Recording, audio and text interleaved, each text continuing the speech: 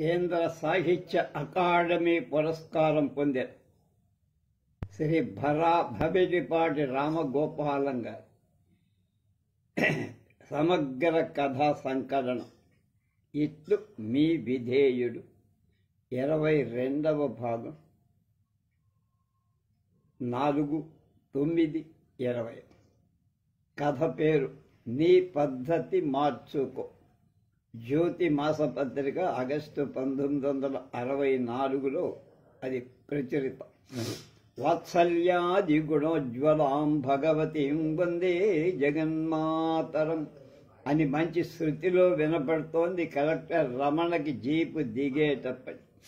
ఉదయాన్నే police parade చూడడానికి వెళ్ళొస్తూ ఉంటే టీకి పిలిచిన పోలీస్ సూపరింటెండెంట్ గారి tea and just tea, that's all అని ఒక్క నిమిషంలో వదిలించుకున్న బంగాళాకి చేరే లోపలి పరిస్థితి అంతా తారుమారుగా కనపడి వరండాలో కూర్చొని ఉన్న తహసీల్దారు క్యాంపు గుమాస్తా మేమప్పుడే వచ్చేసాం సుమండి అని చెప్పినట్టు నిలబడి నమస్కారాలు చేశారు. ఇప్పుడు మంచి శృతిలో వెంకటేశ్వర సుప్రభాతం పూర్తి పాఠం వల్లిస్తున్న శేషుని వదల్చుకొని క్యాంపుకు సిద్ధం కావాలంటే అదంత సులువుగా అయ్యే పనిలా కనపడ. అయినా వదలని ఆశతో నెమ్మదిగా హుందాగా అడుగేసుకుంటూ పూజా మందిరం వైపు వెళ్ళి బోట్ట చప్పుడు విని శేషు ఇటు తిరిగి ఒక్క నిమిషం అని సనువుగా సుమధురంగా నిర్బంధి. జిల్లా అందరి మీద నిరాఘాటంగా పనిచేసే కాఠిన్యం నిర్మోహమాటం శేషు దగ్గర ఎందుకో మెత్తబడిపో. ప్రసాదం పుచ్చుకుంటే టిఫిన్ పూసెత్తడానికి పుచ్చుకోంది. ఇది ఇక్కడి రూల్. ఒక్క నిమిషంలో అయిపోయింది. శేషు వచ్చేస్తోంది. పళ్ళెంలో ఆరని కర్పూర జ్యోతి, కోసిన కొబ్బరి ముక్కలు, తీర్థంతో నిండిన వెండి గ్లాసు పళ్ళాన్ని పట్టుకొని పసుపు రాసుకున్న చేతులు, ఆ చేతుల మీదుగా వేళ్లాడుతున్న తడి ఆరని జుట్టు. రమణ కంగారు పడి సిగరెట్టు పారేశాడు. హారతి అందుకోమన్నట్టుగా చేతిలో పళ్ళె ముందుకు చాపింది. థ్యాంక్ యూ అని కర్మకాండ ముగించి పద అన్నట్టు డైనింగ్ టేబుల్ మీదకి చూపించాడు. చేతిలో ప్రసాదం వేస్తూ బూట్లు విడిచేస్తే ఏం అనకుండా ఉండలేకపోయింది శేషు. నాకు టైం అవుతుంది, అవతల వాళ్ళంతా ఎదురు చూస్తున్నారు, వాళ్లే కాదు మేం కూడా అంది శేషు చిరునవ్వు. సైడు వింగులోంచి నటీనటుల్ని గమనించే ప్రాంప్టర్లా నిలబడ్డ వంటావిడని కళ్ళతోనే పిలిచింది శేషు. ఇదక్కడ పెట్టి టిఫిన్ ఏర్పాటు చెయ్యండి బాబుగారు, క్యాంప్ వెళ్ళ అన్నీ సిద్ధంగాయే ఉన్నాయి తల్లి, తమను భోంచెయ్యడమే తరువాయి. టేబుల్ మీద స్టీల్ గిన్నెలు, ఇడ్లీ గాజు గిన్నెలో, కొబ్బరి పచ్చడి సీసాలో కారప్పొడి, చిన్న గిన్నెలో నెయ్యి, ప్లేట్లు, చెంచా. ఆహార పాత్రకు 2 చేతులతో నమస్కారం చేసి మూత చేసి ప్లేట్లో ఇడ్లీలు పెట్టబోయింది. చెయ్యి పట్టుకుని ఆపేశాడు రమణ. నాకేం నచ్చల.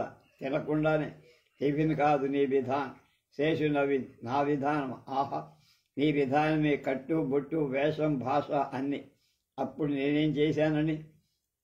ఫర్ గాడ్స్ సేక్ నువ్వు ఈ వేషం మానేద్దు శేషు. నేను చూస్తే అమ్మమ్మ జ్ఞాపకం వచ్చేస్తా. నేను బామ్మ పూలికేగా అంది. నవ్వింది శేషు.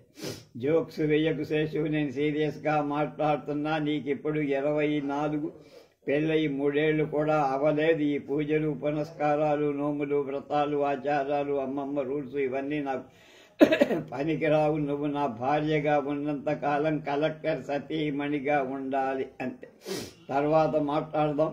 అవతల వాడు ఎదురు చూస్తున్నారేమో అని చెయ్యి విడిపించుకోపోయింది శేషు. రమణ ఆ చెయ్యి వదల.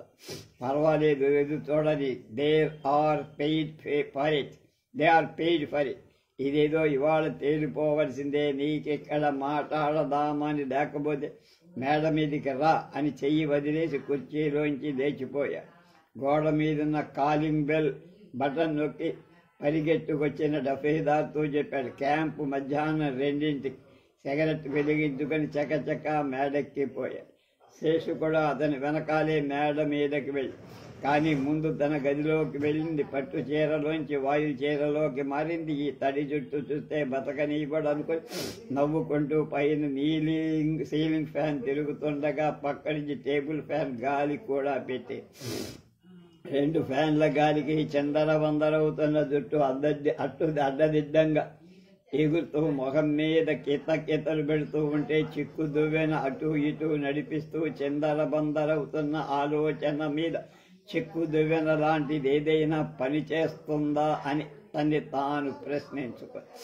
చిన్నప్పటి చెలిపితనం చలాకీతనం ఏవి ఇప్పుడు కాలేజీలో చదివినప్పుడు ఆడపిల్లల దగ్గర నుంచి కళ్ళు తిప్పుకోలేని ఆకర్షణ. ఈవిడ జోలికి పోకూడదరా నాయన అనుకునేంత విసురు.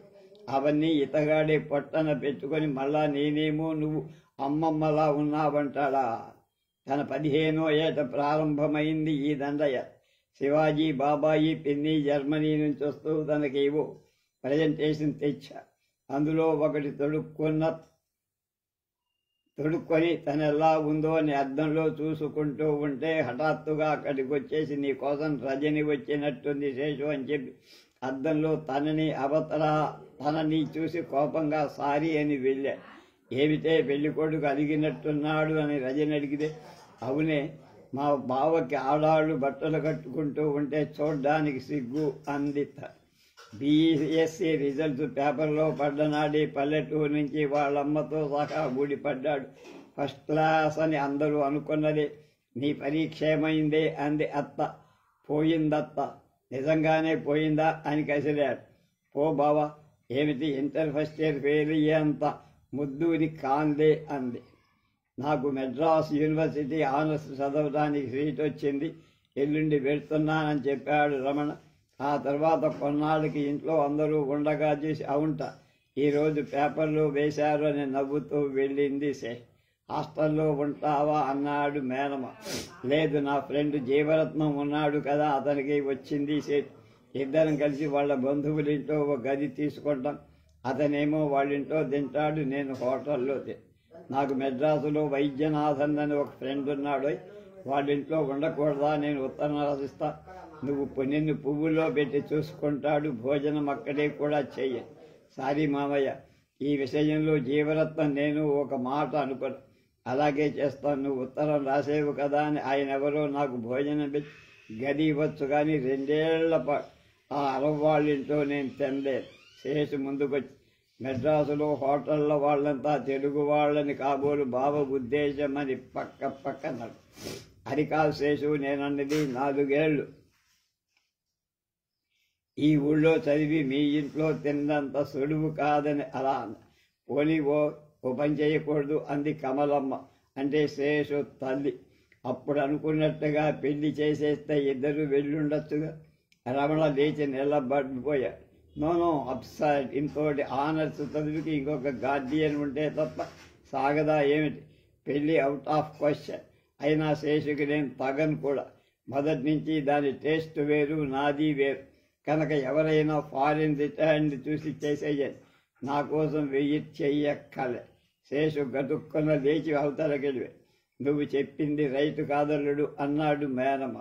నేను చూస్తున్నా లే, నువ్వేమో గడికోసారి దాని ఇంగ్లీష్ మాట్లాడొద్దంటావు, కష్టపడి బాబు చేయించుకున్న జుట్టు పొడుగ్గా పెంచుకొని వాల్జడ వేసుకోమంటావు. మహిళా సమాజాలు, మీటింగులు, ఇంగ్లీష్ సినిమాలు మానేసి ఎంచక్క యుహానికి పసుపు రాసుకొని అంగారు బొట్టు పెట్టుకొని 2 చేతులకి గాజులు వేసుకోమంటావు. అయితే మాత్రం ఇవన్నీ చిన్నతనం సరదాలే కదట్రా అని. ఆనస్ 2 ఏళ్ల కాలంలో రమణ మేనమామ ఇంటి మీదికి తొంగి చూడల. IASకి సెలెక్ట్ అయి ట్రైనింగ్ అయిపోయాక మాత్రం ఓసారి వాళ్ళని పలకరించడం మంచిదనుకుంటూ ఇంటికి వస్తే తన ఇంట్లోనే ప్రత్యక్షమైంది శేష్.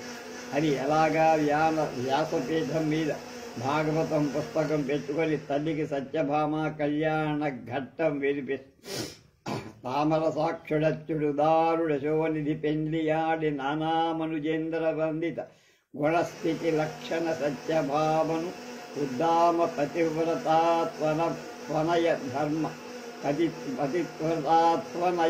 ధర్మ విచక్షణ పాదయాయస కామన సత్యభామ ముఖజ్యుతి నిర్జిత సోమనయ్యడు అన్న పద్యానికి ప్రతి పదార్థం తాత్పర్యం చెబుతూ హౌ బ్యూటిఫుల్, క్వైట్ అన్ఎక్స్పెక్టెడ్ అన్నాడు.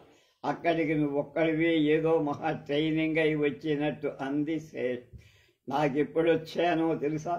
లక్ష్మీ స్తోత్రం, విష్ణు సహస్రనామం, భజగోవింద శ్లోకాలు, అన్నపూర్ణాస్తవం, ఆఖరికి వెంకటేశ్వర సుప్రభాతం కూడా అర్థాలు తాత్పర్యాలతో సహా ట్రైనింగ్ అయిపోయా.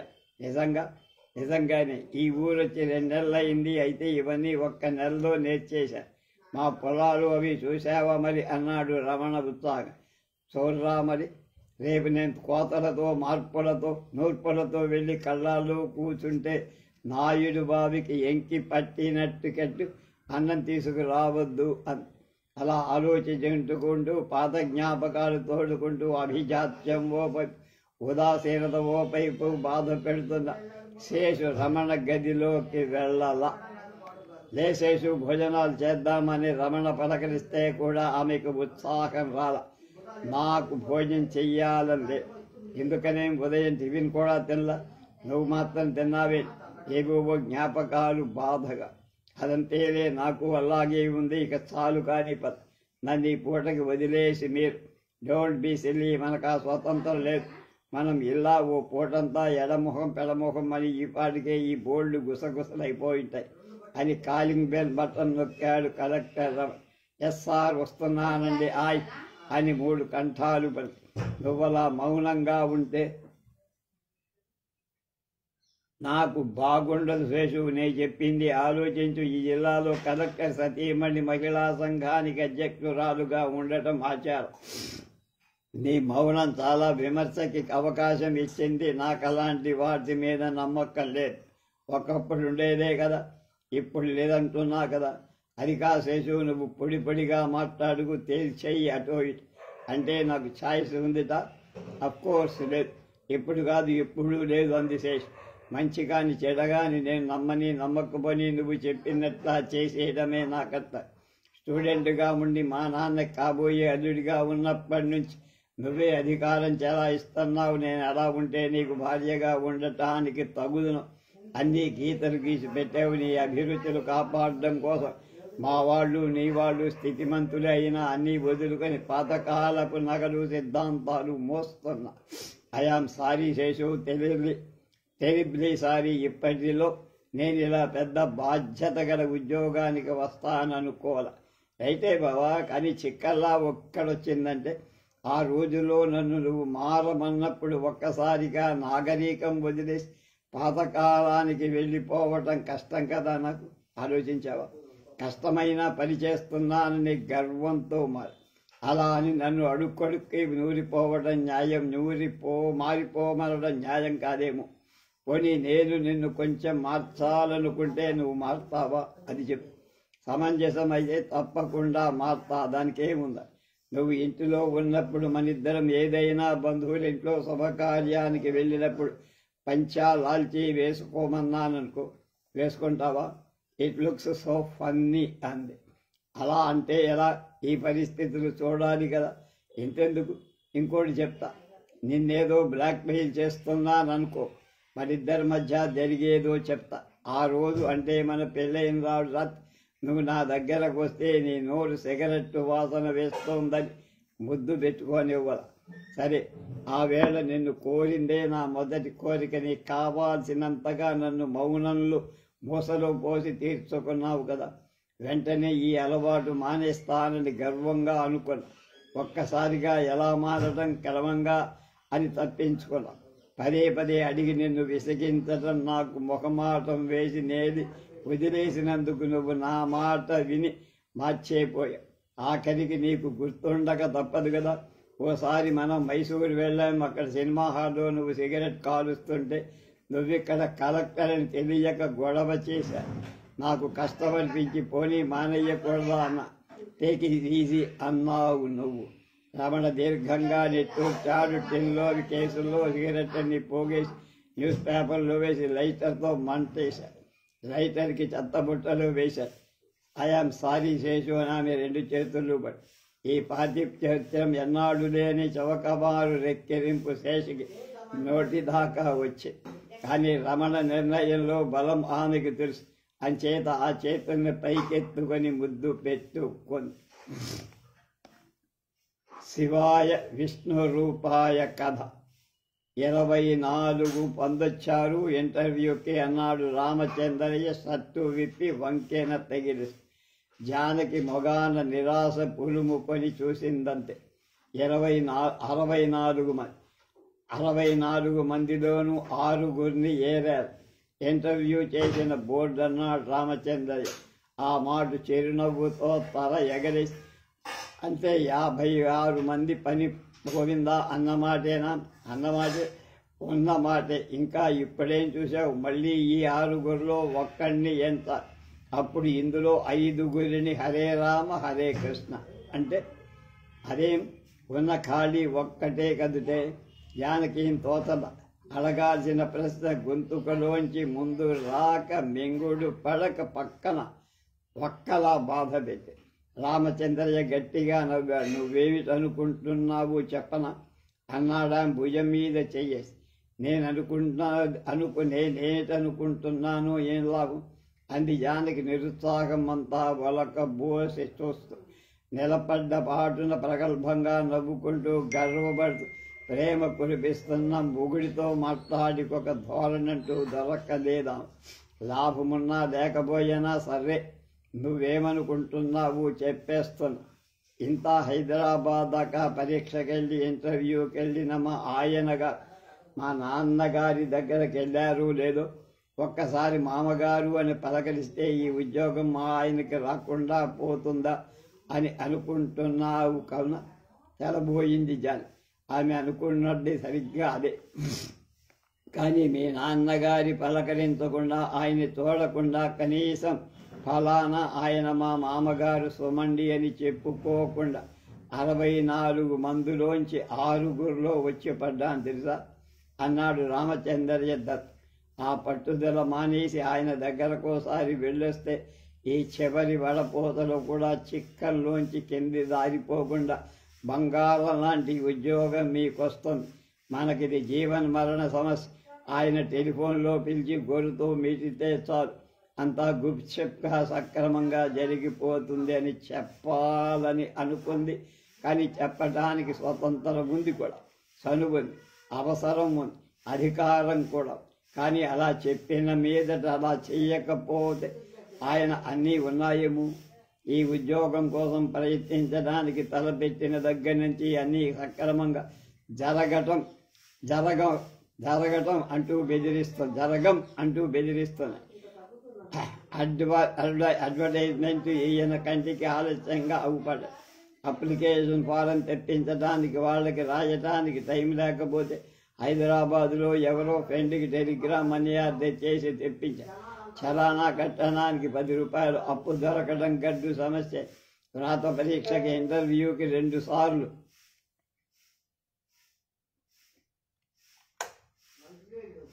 హైదరాబాద్ సొంత ఖర్చుల మీద వెళ్ళి రామటమైంది. ఇప్పటికీ ఉద్యోగ ప్రయత్న పర్వతమై 200 రూపాయల అప్పు చూపెడతారు. తర్వాత చివరికి మిగిలేవి శ్రమ ఖర్చేనా? బంగారం పళ్ళేనికైనా గోడ చేర్పు ఉండాల్సిందే కదండి అంది జానకి వేదాంత ధోరణిలో. ఎటో చూస్తే నేను బంగారం పళ్ళెమైనా కాకపోయి మీ నాన్నగారికి గోడ చక్కని ఉపమానం అని నవ్వి దూరంగా వెళ్ళాడు రామచంద్రయ్య.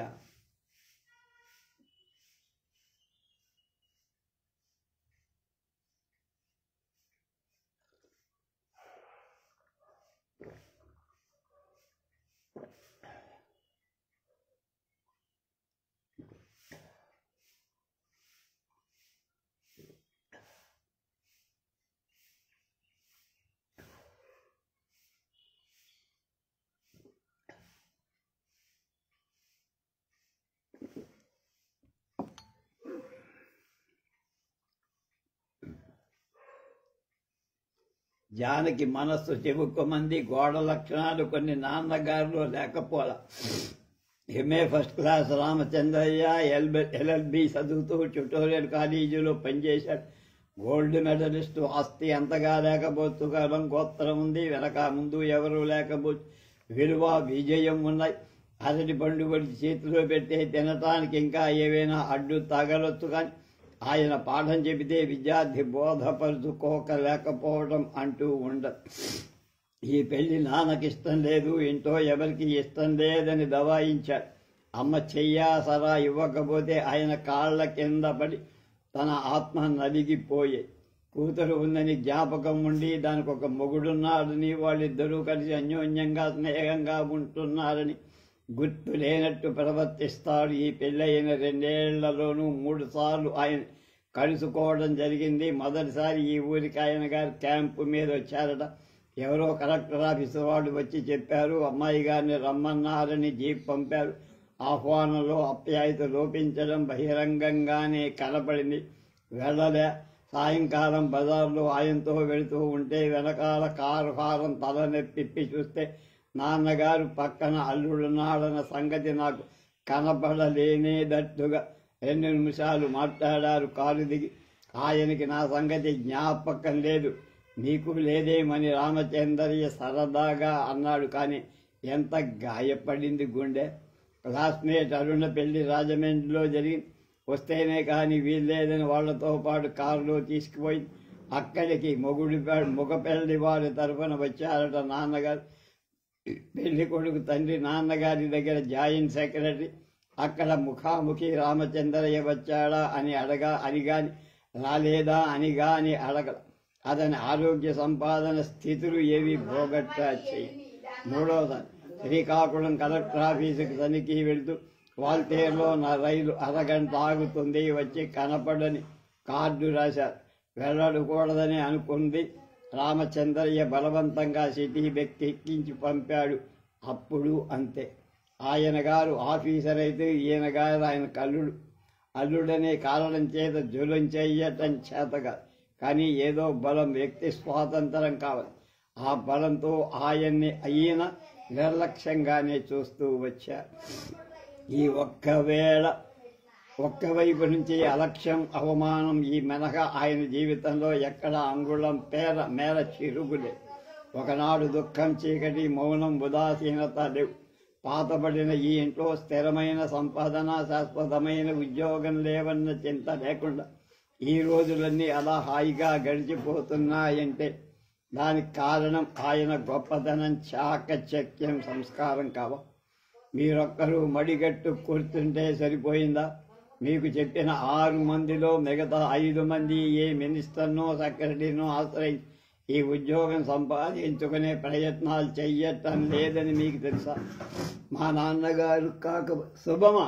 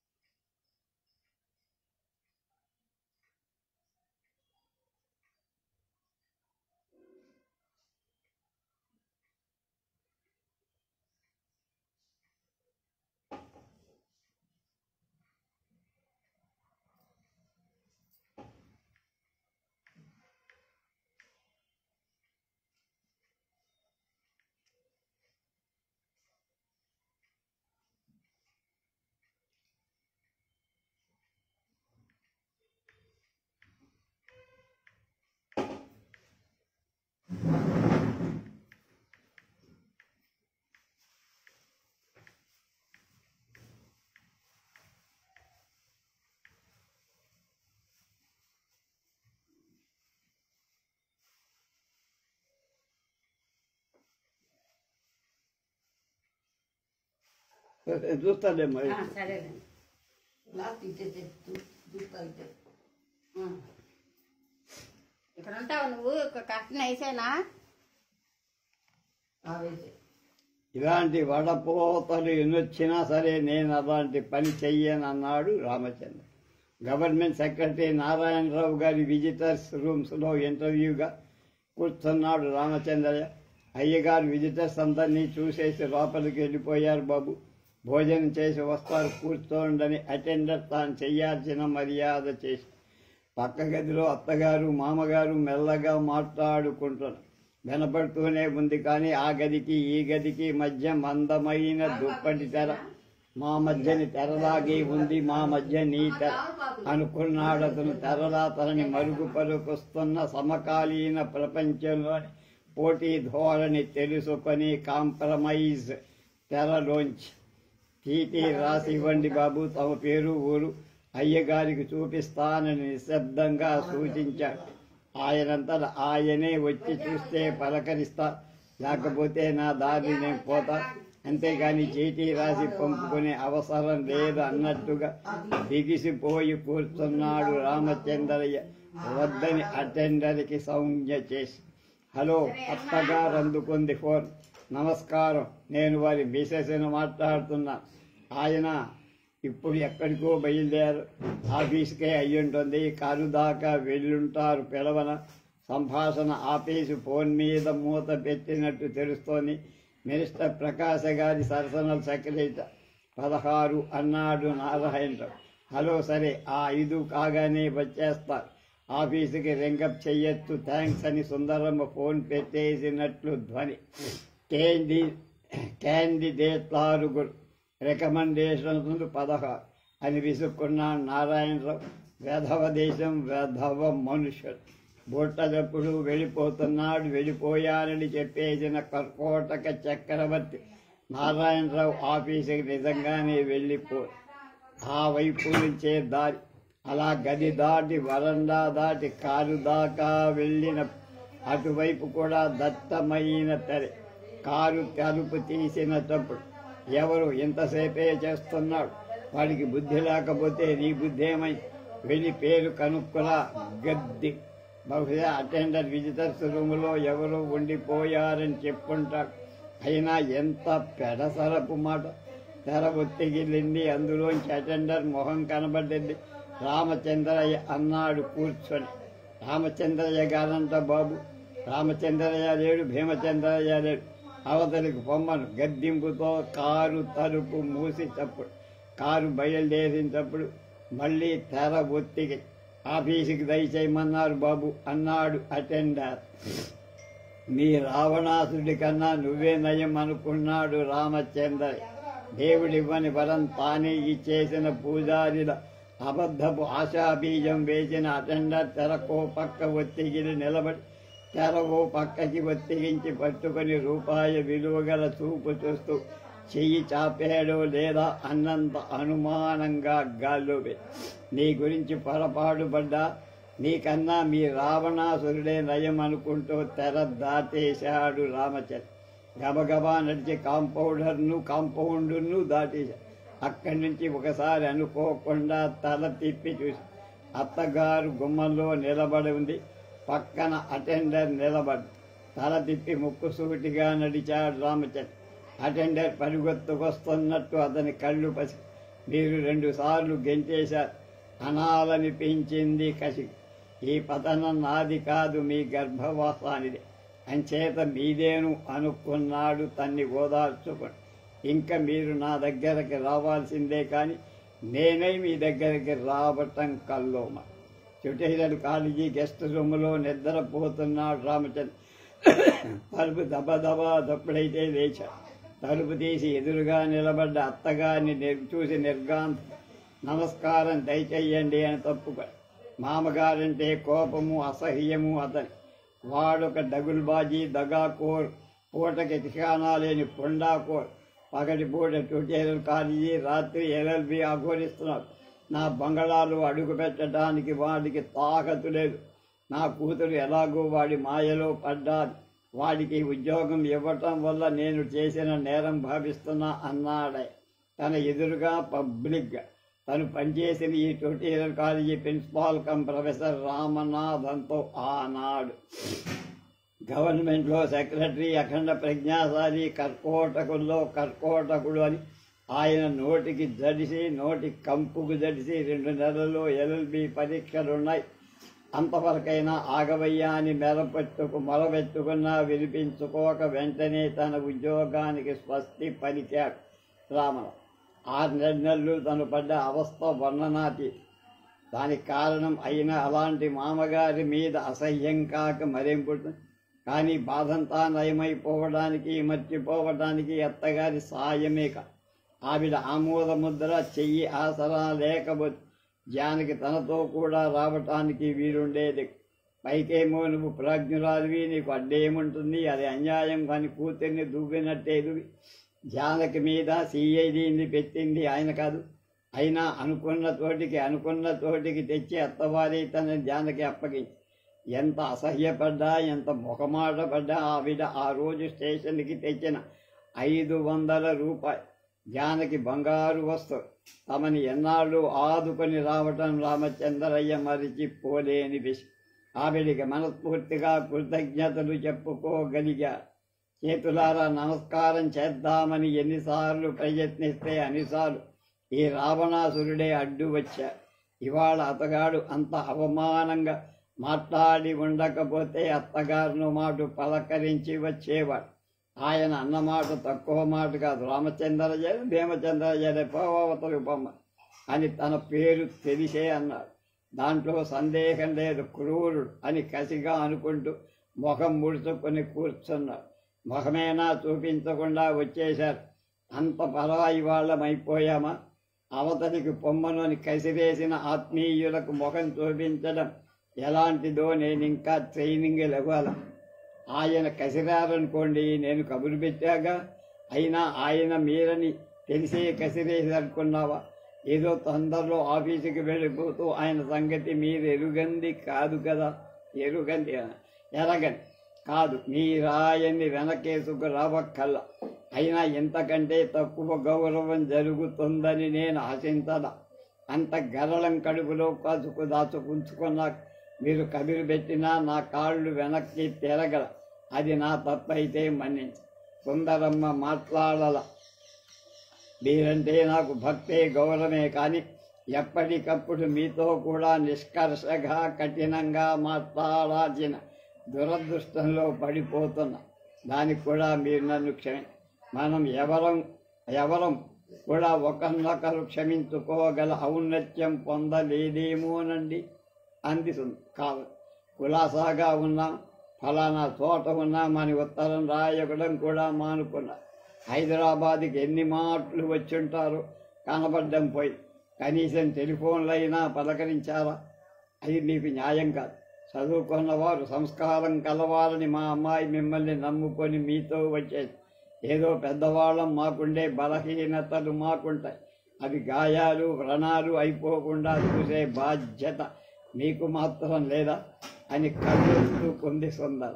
రామచంద్రయ్య మాట. సుందరమ్మ కాసేపు ఏమీ అనల. మళ్ళీ ఆ నిశ్శబ్దం ఏ దూరాలు తెస్తుందో అని ఇద్దరు అల్లాడిపోతున్న సమయం సుందరమ్మే సంభాషణ మొదలుపెట్టి, అది ఇలా ఎక్కడున్నారు? విశాఖలోనా? అవునండి. ట్యుటోరియల్ కాలేజీనా? అవునండి. పాపాయి కులాసా? అవునండి. ఏదైనా విశేషం? చిచ్చి అదేం లేదు. పళ్ళు అవి చేసుకోగలుగుతుందా? నేనేమి మప్పలా గారం చేసి పాడు చేసేంత అవసరం ఆలోచనకి ఆధారమని. అయినా ఏం పెద్ద పనులుంటాయని ఇద్దరికి వ్యాపకాలున్నాయి. కలిసి పెడతాం, కలిసి పని చేసు. వ్యాపకాల అంటే ఎక్కడైనా పని చేస్తుందా? పని కాదండి, BA. కాలేజీకి వెళ్ళి కాలేజీకి వెళ్ళి ఏం వెళ్ళక అంతకన్నా పెద్దవాడు నా దగ్గర ట్యుటోరియల్ కాలేజీలో మెట్రిక్, PUC చదువుతాను. మీరున్నారు, దానికి చదువుకు లోటు. రామచంద్ర ఎన్నబేశ. సరస్వతి కటాక్షమే కానీ లక్ష్మీ కటాక్షం లేదంటారా? లేదని నేను అందుకుంటా. ప్రయత్నంలో ఉంటుంది బాబు. పురుషి భాగ్యం, శక్తి మీద నమ్మకం కలవాడు శక్తి వంచన లేకుండా పనిచేస్తే వాళ్ళను మీరు నేనే కాదు, మామగారు అంతే. రెవెన్యూ ఇన్స్పెక్టర్గా జాయిన్ అయి సెక్రటరీ ఉద్యోగానికి రాలేదా? ఒకట్ట కింద ఏదో అగట్ట శంకించి అయోమయంగా చూసింది సుందర. ఎటొచ్చి ఇతరులు వారి మీద ఆధారపడి వృద్ధిలోకి వస్తే సంతోషించే స్థాయికి ఎదిగిపోయి మా ఆదర్శాలు బోధపడకుండా ఉన్నాయనుకుంటా. సుందరమ్మ అతని వైపు ఒకసారి చూసి నేలకి చూసింది. గొంతు సవరించుకొని మీరే వచ్చారు అంది. నిజానికి 2 నెలలలో ఇక్కడికి రావటం ఇది 3వసారి. అదేం అలాగా?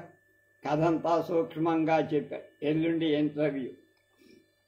సుందరమ్మ దీర్ఘంగా నెత్తుచ్చి అందుకని మీ పట్టుదల వద్దని మామగారి దగ్గరకు వచ్చారన్నమాట అన్నది. చిన్నగా నవ్వొచ్చిందా. మీరన్నది నాకు అర్థం కాల. ఈ ఉద్యోగాన్ని మామగారిని నా గురించి రికమెండ్ చెయ్యమని అడగటానికి వచ్చాననుకుంటున్నారా? రికమెండేం కర్మ, ఇచ్చేదే ఆయనగా. తుళ్ళిపడ్డాడు రామచంద్ర. ఇదొకటా అన్నాడు.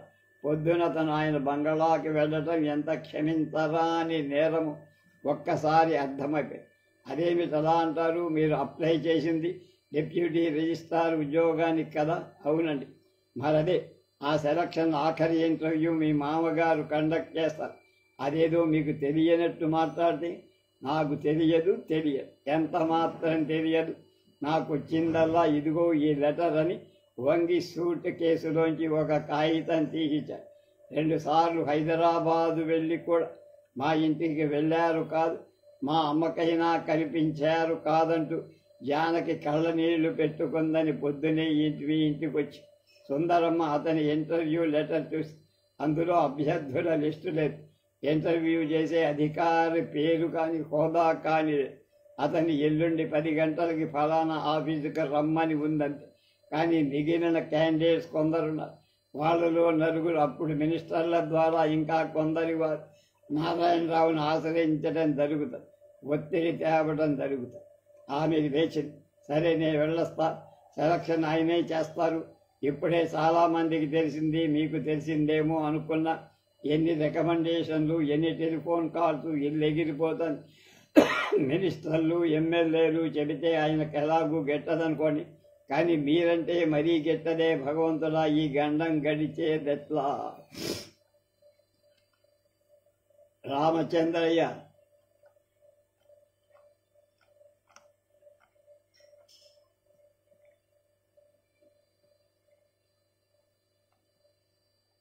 తీసుకున్న గోతులో తనే పడిపోయాడన్న బాధపడ్డాడు. పశ్చాత్తాపానికి అవకాశం లేదు. నేల మీద శిక్ష దీనికి గతిప్రాయం, శక్తిత్వం, రాష్ట్రిత్వం లేదు. కథానికి సెంటిమెంటు, తన వ్యక్తిత్వం, జీవితానందమైన ఆత్మవిశ్వాసం అన్నీ బలైపోయి ఇంకా ఇంటర్వ్యూకి ఎందుకు నేను అని ఇంటికి వచ్చేసాను అనుకున్నా. ఇలాంటి పిచ్చి పనులు చెయ్యకండి. ఇంతవరకు వచ్చి ఇంటర్వ్యూకి మాయంటే ఎందుకు? మీరు ఒక పని చేస్తారా? సాయంకాలం మళ్ళా రండి. అది కాదు, మీకు తెలియదు నేనున్నాగా.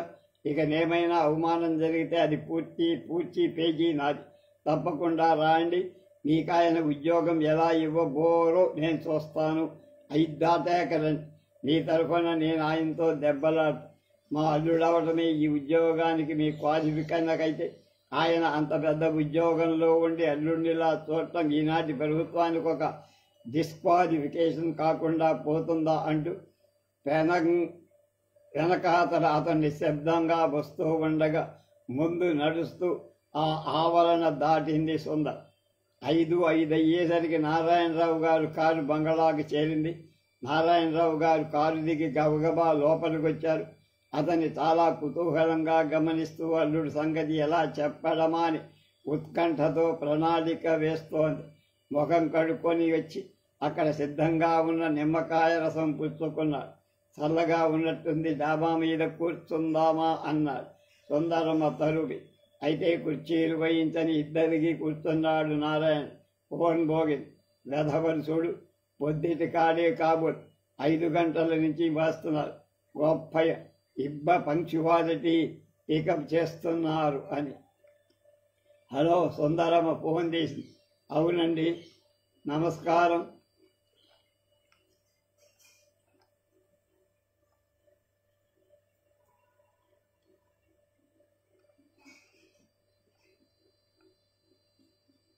ఇప్పుడే వచ్చినట్టున్నారండి, సూచి చెప్తాను. ఫోన్ రిసీవర్ చెవి మూసింది. చీఫ్ సెక్రటరీ గారి నారాయణరావు లేచి వచ్చి receiver అందుకారు.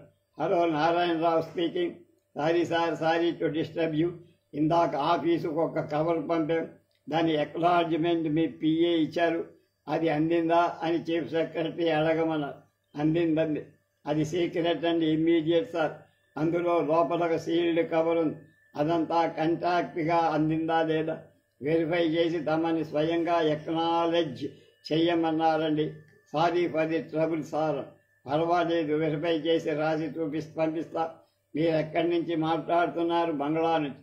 You will get it in 10 minutes అని ఫోన్ పెట్టేసి గబగబా నడిచి కోటి జేబుల్లోంచి కవర్ తీశాడు. 5 గంటలకు సరిగ్గా తెచ్చిచ్చాడు. స్టెనో పేరు పెట్టి రాశారు. మోస్ట్ ఇమీడియట్ సీక్రెట్ కదా అని జేబులో పెట్టి తెచ్చేశాను. కారులోనే ఓపెన్ చేసి ఉండాల్సింది. కోర్టు స్టాండ్ నుంచి సోఫా వరకు నడుస్తూ జవాబు ఆశించకుండా మాట్లాడాడు నారాయణ. సుందరమ్మ చూస్తాను. సోఫాలో కూర్చొని కవర్ విప్పాడు. Sealed cover. ఓసారి అటు ఇటు తనిఖీ చేసి సరిపోయిందన్నట్టుగా తలాడించాడు. ఎస్ సుందరి. ఒక ఎక్నాలజ్మెంట్ ఒక బ్లాంక్ కవర్ మీద చీఫ్ సెక్రటరీ గారి అడ్రస్ టైప్ చేసి పెట్టి అని సీల్డ్ కవర్ బ్రేక్ చేశాడు. నంబర్, డేట్ దీంట్లో ఉంటాయి. దీని ప్రకారం టైప్ చేయి. సీక్రెట్ ఫార్స్ చూసావా? 3 రోజుల నుంచి కొట్టేస్తున్నారు ఊరంతా. వాళ్ళందరికీ తెలిసిన సీక్రెట్ మనకి ఇప్పుడు పంపించారు. సీక్రసీ కాదు, ఇది హిపోక్రసీ అన్నారు. కాగితం ఆమెకు అందిస్తున్న వాడి హఠాత్తుగా వెనక్కి లాక్కున్నాడు.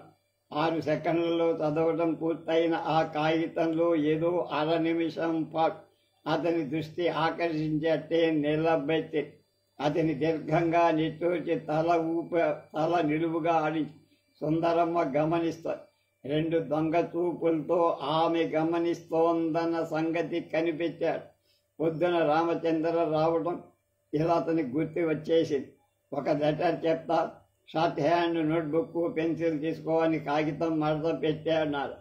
సరుకులోంచి పుస్తకం పెన్సిల్ తీసింది సుందరమ్మ. స్ట్రిక్ట్లీ కాన్ఫిడెన్షియల్ అని కాళ్ళు టీపాయి బారదాపి సోఫాలో వెనక్క జాగర్లబడి సీలింగ్ వంక ఫ్యాన్ వంక చూస్తూ ప్రారంభించారు. అన్యాయం మంది సుందరం. టైప్ చేసిన కాగితాలు నారాయణకు అందరావు కానీ చాలా ఆలస్యంగా అన్నావు. అంటే నేను షార్ట్ హ్యాండ్లో రిపోర్ట్ డిక్టేట్ చేసినప్పుడే నువ్వు ఆ మాట అంటావనుకున్నా. కొన్ని అన్యాయాలు చూసి చూడగానే అర్థం కావు. కొన్ని గొప్ప పనులు చేసి చూపించినా అర్థం కావు నీలాంటివాడు. గొప్ప పని కూడా అనంటారా? తప్పకుండా. 100కి 1 కూడా ఇలాంటి పరిస్థితుల్లో ఇలాంటి నిర్ణయం తీసుకో. ఏమైనా మీరా చేస్తుండకూడదు. అమ్మాయి అల్లుడు మీ ఔన్నత్యాన్ని గుర్తించే అవకాశం మీ చేతులారా జార విడుచుకుంటారు. నారాయణరావు నవ్వాడు. చాంచల్యమా, నీ పేరు స్త్రీ అన్నాడు షేక్స్పియర్.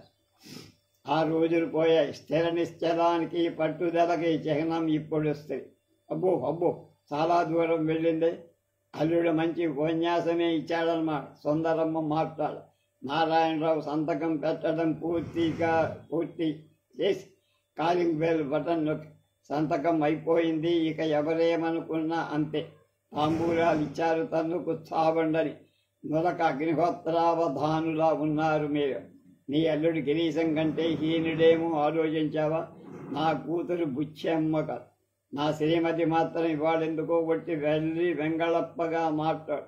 అభిమానాలు అపేక్షలు లేని వాళ్ళకి మిగిలిన వాళ్ళంతా వెర్రి వెంగళప్పలా అవుపడు.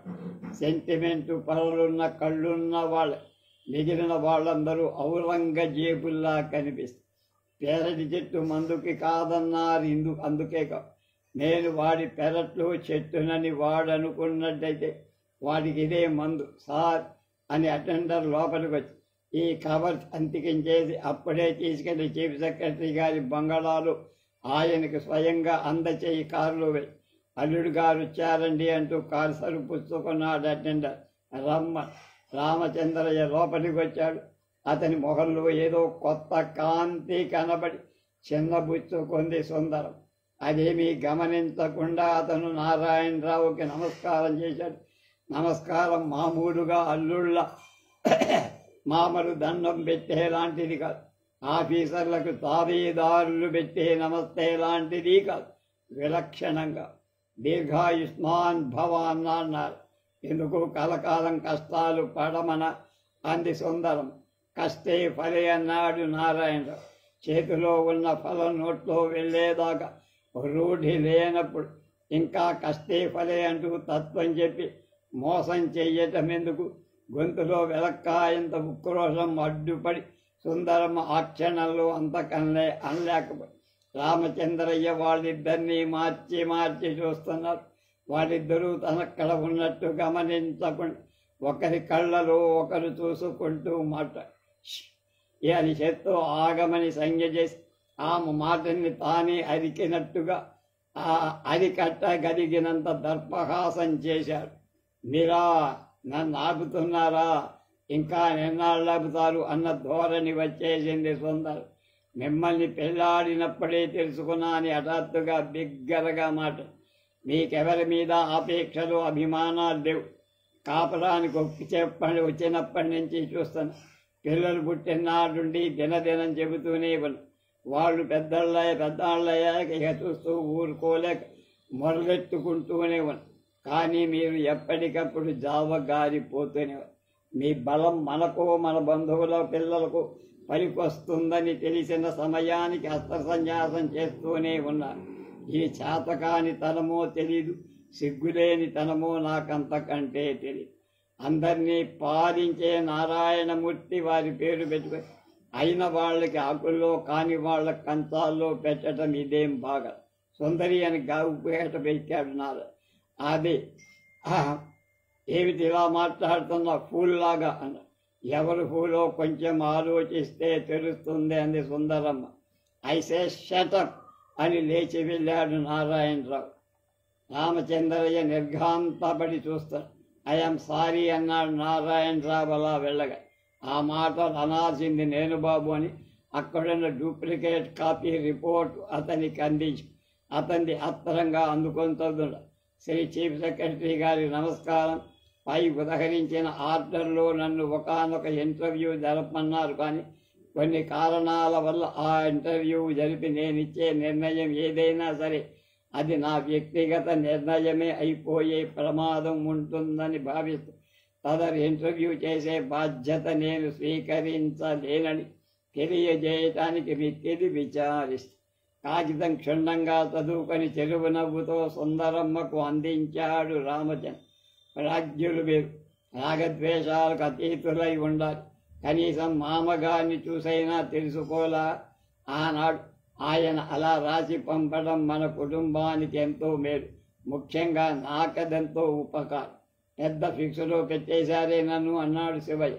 గవర్నమెంట్లో ఇంకో సెకండ్ నేనా అన్నాడు. తెలుసనండి సార్, ఎందుకు దాస్తారు?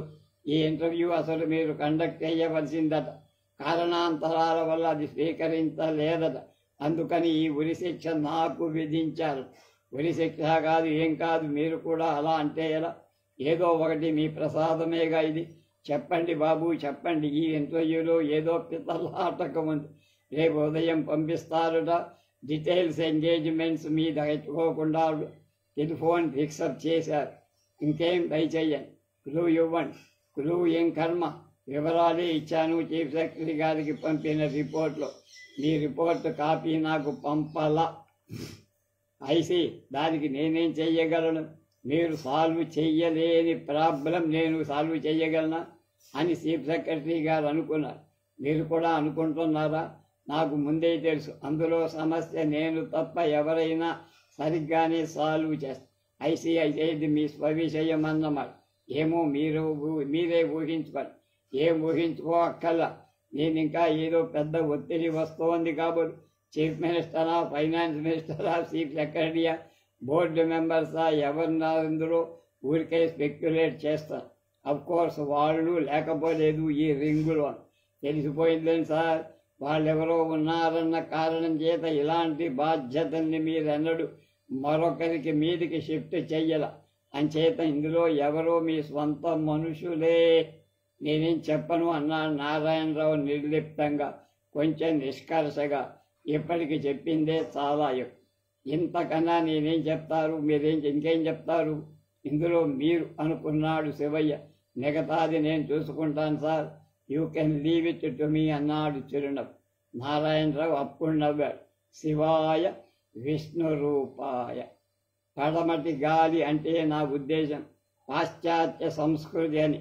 ఈ టైటిల్ చిరంజీవి నగ్నముని తూర్పు గాలిని చూశాక నాకు తట్టి. అతని తూర్పు చైనా, అతని తూర్పు చైనా, అతని తూర్పు గాలి విప్లవచ్చాయి. నా కథల్లో 2 హిందీలోకి తర్జుమా అయ్యాయి. నేను కాటూరి విజయసారథి కలిసి రాసిన కథ ఒకటి కన్నడంలోకి తర్జుమాయి.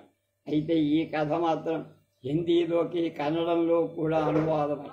ఈ కథ తొలిసారిగా 1912లో జ్యోతి దీపావళి సంచికలో ప్రచురితమై. నాకు నచ్చిన నా కథ శీర్షికలో యువ 1984 సెప్టెంబర్ సంచికలో 2వసారి. పడమటిగా సాయంకాలం 6 అవుతోంది. పడమటి గాలి తాకిడి ఇంకా తగ్గల.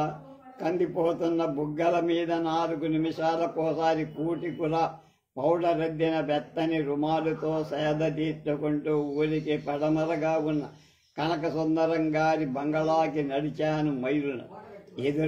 ఎదురుగాలి చిరాగ్గా. కాంపౌండ్ గేటు దగ్గరే నా గుండెలో నిరుత్సాహం దూరింది. పోర్టికోలో కానీ షెడ్లో కానీ కారు లేదు. మీనాక్షమ్మ గారు లేరన్నమాట.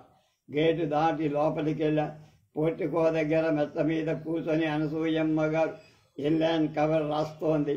నా అలికడికి ఆమె ఉత్తరం మడిచేసి లేచి నిలబడి, అమ్మగారు లేరు, ఎక్కడికి వెళ్ళారని అడుగుతూ తలుపు వైపు చూశా. దగ్గరగా నొక్కుంది. పైనున్న అద్దాల్లోంచి కనపడుతున్న విశాలమైన హాయలు బావురుమంట. తెలవదండి. ఒక్కరే వెళ్ళారా? ఆంజనేయులు గారితో వెళ్ళారండి. ఆంజనేయులు గారు లయన్స్ క్లబ్ మెంబర్, పెద్ద సర్కిల్ ఉంది, బిజినెస్ మ్యాగ్నెట్. ఎప్పుడొస్తారు? తెలవదండి అనసూయమ్మ నవ్వి.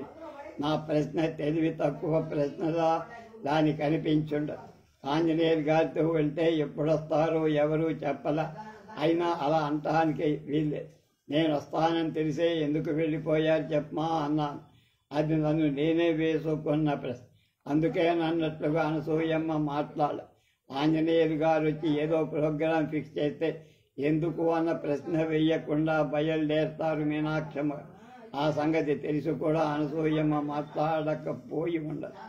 నేను వస్తానని చెప్పమని ఏమైనా చెప్పారా? చెప్పి ఉండరు. కనీసం ఆ బాబు వస్తే కూర్చోబెట్టమనైనా చెప్పి ఉండదు. అసలు అనసూయమ్మతో మాట్లాడటానికి తీరుబాటు ఉండదు ఆవిడికి. ఆంజనేయులు గారు వస్తే సరే వచ్చాక నేను వచ్చి వెళ్ళానని చెప్పని వెనక్కి తిరిగా. పడమటి గాలి వేడి కంటే తీక్షణమైన బాధ ఏదో ఒకటి. రాకపోయింటే బాగుండేది. కానీ రాకుండా ఎలా ఉండగను? 6 గంటలకు రండి, అప్పుడైతే ఎవరు ఉండరన్నారు. మీతో ప్రోగ్రాం ఇంట్లో ఎవరు లేనప్పుడు పెట్టుకుంటే బాగుండదు. మా పూర్ణ ఉంటే మిమ్మల్ని మ్యాక్ చేస్తాను. 6ంటికి అది ఆర్ట్ స్కూల్కి వెళ్ళిపోతుంది. నేను ఒక్కదాన్నే ఉంటాను ఇంట్లో అని వివరంగా చెప్పే. బోలెడు ఆశలన్నీ వదిలి ఆశలతో వచ్చి నన్ను రమ్మని ఆవిడికి ఎక్కడికో వెళ్ళిపోయారు. తెలవదండి అనుకుంటూ అనసూయమ్మ ఒకటి. వెనక్కి వెళ్ళాలని లేదు. మీనాక్షమ్మ గారు బహుశా త్వరగా వస్తారని ఆవిడ కోసం కొంతసేపు హాల్లో విజిట్ చెయ్యవచ్చని అనిపిస్తుంది. వ్యానిటీ అయితేనే అది నా కంట్రోల్ లేదు. అది ఆవిడ చుట్టూనే తిరుగుతుంది. హాల్లో టెలిఫోన్ ఉంటుంది. ఆంజనేయులు గారింటిలో టెలిఫోన్ ఉంది. ఫోన్ చేసి నేను వచ్చానండి మీ ప్రకారం, మరి నేను వెంటనే వచ్చేయండి అనగలనా? అనలేను.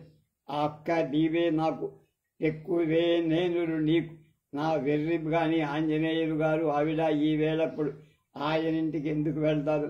గేటు తీసిన వారు దయచేసి గేటు మూసి వెళ్ళండి. మా ఆయన పళ్ళన్నీ అలాగే ఉంటాయి. ఏది చేసినా అదుటై చేసినట్టే. ఈ బోర్డు మహిమ ఎలాంటిదంటే మా ఇంటికి దొంగతనానికి వచ్చిన వాడైనా సరే గేటు మొయ్యకుండా లోపలికి రాలేడు. గేటు మొయ్యకుండా పారిపోడన్నారు మీనాక్షమ్మ గారు. ఆ బోర్డు బాగుందని నేను మెచ్చుకున్నాను. మీనాక్షమ్మ గారు సరసాగా మాట్లాడతారు. అంతకంటే ఆకర్షణంగా డ్రెస్ వేసుకుంటారు. డ్రెస్ అయితే దానికంటే స్మార్ట్గా బిహేవ్ చేస్తారు. బిహేవ్ చేసిన దానికంటే అద్భుతంగా పాడతారు. ఇంకా ఇవి కాక నీకు తెలియంది మరొకటి ఉంది అన్నాడు ఇన్కమ్ ట్యాక్స్ ఆఫీసర్ రామస్వామి కొంటెగా. అదేంటో అన్నాను తెల్లముఖ. ఆయన అంతలోనే తేల్చేస్తూ అన్నిటికంటా కూడా ఆవిడ ఈ వయస్సులో కూడా ఇంత అందంగా ఉండటమే గొప్ప అన్నాడు. అది ఆయన చెప్పదలుచుకుంది కానీ కాదని అర్థమైపోయింది. రామస్వామి గారి సంగీతం గురించి ఆర్టికల్స్ రాస్తారు. ఆయనతో మీనాక్షమ్మ చాలా క్లోజ్గా ఉంటుంది. అలా ఉంటారని కనకసుందరం గారికి కూడా తెలుసు. ఓసారి మీనాక్షమ్మ గారు ఏదో సంగీత కచేరీకి వెళ్ళి చాలా లేటుగా వచ్చారని కనకసుందరం గారు ఆవిడ మీద నా ఎదురుగుండానే చీకాకుపడి రామస్వామి గారు వచ్చాడా కాన్సర్ట్కి అని అడిగారు కనకసుందరం గారు. ఆయన నా మ్యూజిక్ మీద మంచి మంచి కామెంట్ చేస్తారని మీకు ఆయన మీద అనుమానం అన్నారు మీనాక్ష. అనుమానం ఏం లేదు, నమ్మకమే అన్నారు కనకసుందరం. కాలింగ్ బెల్ మోగింది. వరండాలో గేటు తప్పుడు మూసాను. తలుపు వండటానికి అనసూయమ్మ లేచి కనబడింది. ఇంట్లో ఎవరో ఉన్నారు.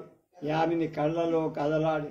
యామిని ఇంటిలో ఉండే హాల్లో 1 గంట వీచి వెయ్యొచ్చని యామిని మాట్లాడుతూ కూర్చుంటానని నేనంటే మ్యాగజైన్ డ్రింక్స్ నా మీద విసిరి కొడుతూ ప్యాట్రనైజింగ్ ధోరణిలో నాకది బాగా ఉండదు.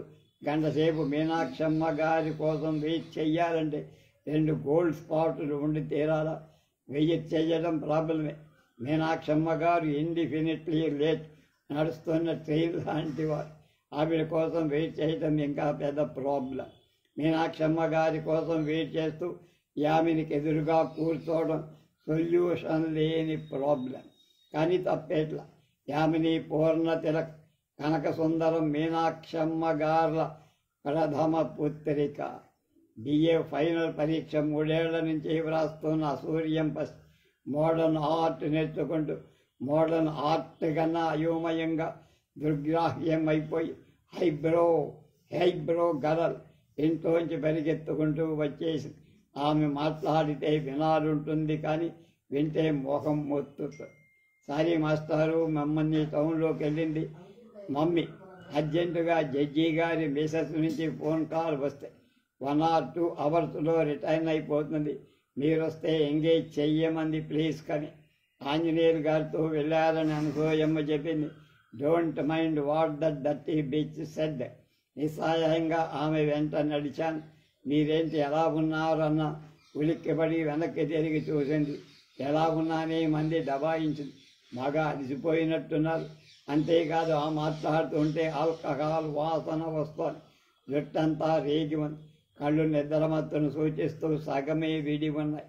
నిద్ర కోరుకుంటున్న కళ్ళో నిద్ర నుంచి అప్పుడే విదరిచిన కళ్ళు తెలియల.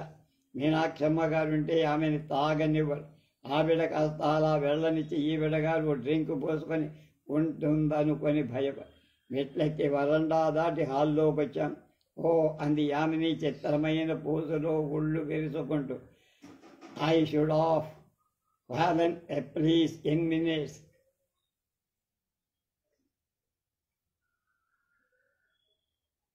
I should have fallen asleep in minutes అంది. హారు చివర బీరువాలోకి నిలువటద్దం ఉంది. అక్కడికి తొందరగా వెళ్తూ మధ్యలో ఓసారాగి విచ్చిలా ఉన్నానా అంది.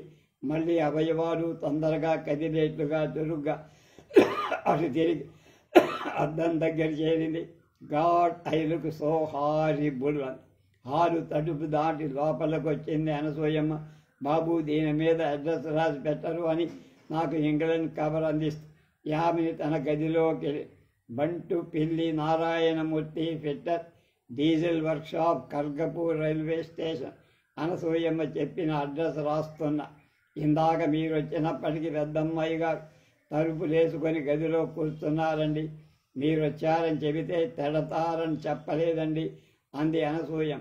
ఉత్తరం రాసుకున్న దానికి అడ్రస్ రాయలేవా అన్న. ఇంగ్లీష్ అత్తరాలు రాస్తే అత్తరం వెళ్ళదండి అని నవ్వుతూ కవర్ అందుకొని అనసూయమ్మ తిన్నగా యామిని గదిలోకి వెళ్ళి నేను టీపాయి మీదున్న సినిమా పత్రిక తిరగేస్తూ 2 నిమిషాలు అయి ఉంటుంది. యామిని పెద్దగా కేకలేస్తూ హాల్లోకి వచ్చింది. వెనకాల ముద్దాయిలా అనసూయ. ఎప్పుడు నువ్వు వింటే సరిగ్గా గెస్టులు ఎవరో వచ్చినప్పుడే నీకు అర్జెంటు పనులు తగులుతాయి. వాళ్ళకి కాఫీలు ఇవ్వాలి, టిఫిన్లు ఇవ్వాలి, అవి ఎగ్గొట్టడానికే చూస్తారు. మీలాంటి డొమెస్టిక్ సర్వెంట్స్ కంటే మా ప్రెస్టేజ్ నిలబడ్డట్టే. మమ్మీ ఎన్నిసార్లు చెప్పింది నీకు, తన ఫ్రెండ్స్ వస్తే వాళ్ళని నువ్వు సరిగ్గా రిసీవ్ చేసుకోనని, ట్రీట్ చేయటం లేదని. మమ్మీ రమ్మంది కదా అని మాస్టర్ వస్తే రాగానే జస్ట్ కాజువల్గా లేరని చెప్పి ఆయన్ని పొమ్మనేసావు.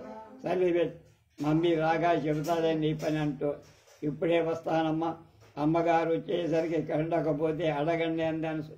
సరే వెళ్ళన్నాగా అనసూయమ్మ వెనక్కి నడుచుకుంటూ నా వైపు ప్లీజింగ్గా చూస్తూ తలుపి దగ్గరికి లాగి హాల్లోకి, లెటర్ రాసిందట, ఇది ఇప్పుడే పూర్తి చేయాలట, బ్లడీ బిచ్, దాని పనులన్నీ అర్జెంటే అంది యామిని కోపం.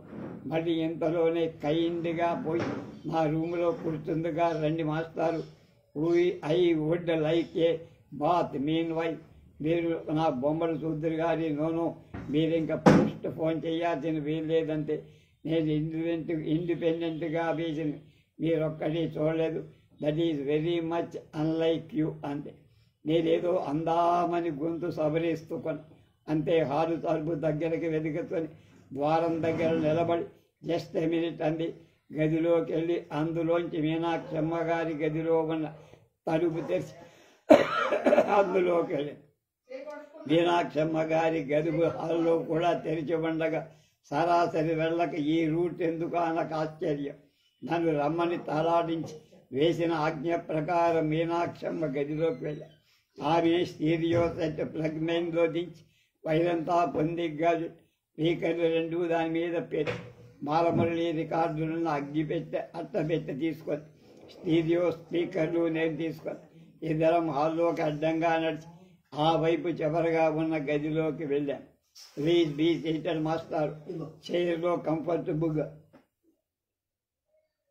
లేకపోతే బెడ్ మీద కూర్చోండి, ఎక్స్క్యూజ్ మీ అని మంచం మీద డన్లప్ బెడ్ మీద అడ్డదిడ్డంగా పడేసి కట్టు విడిచిన గుడ్డన్ని తీసి దూరంగా పడి కొన్ని యాదృచ్ఛికంగా స్టాండ్ మీద పడి స్టీరియో ప్లగ్ మెయిన్లో పెట్టింది.